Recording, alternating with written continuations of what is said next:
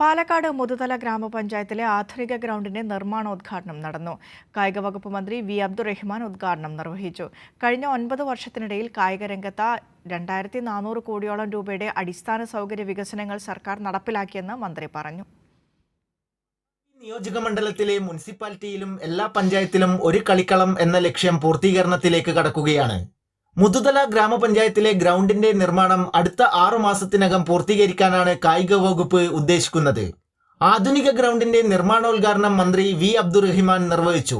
മലബാറിൽ ഒരു സ്റ്റേഡിയം പണിയുമെന്ന് ഇടതുപക്ഷ ജനാധിപത്യ മുന്നണിയുടെ പ്രകടന പത്രികയിൽ നമ്മൾ പറഞ്ഞതാണ്.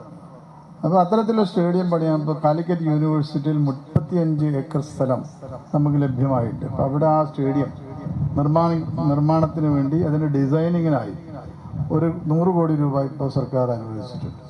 അപ്പോൾ വ്യത്യസ്തങ്ങളായിട്ട് കായിക മേഖലയിൽ വരാൻ പോകുന്ന മാറ്റങ്ങൾ കൃത്യമായി മനസ്സിലാക്കിക്കൊണ്ടാണ് ഗവൺമെന്റ് ഈ രീതിയിലേക്ക് മാറിയിട്ടുള്ളത്. മുഹമ്മദ് മുഹ്സിൻ MLA അധ്യക്ഷനായി. Pattambi block panchayat president Geetha Manikandan, Muthuthala panchayat president A Anandavalli, vice president C Mukesh തുടങ്ങിയവർ പ്രസംഗിച്ചു. കൈരളി ന്യൂസ്, പാലക്കാട്.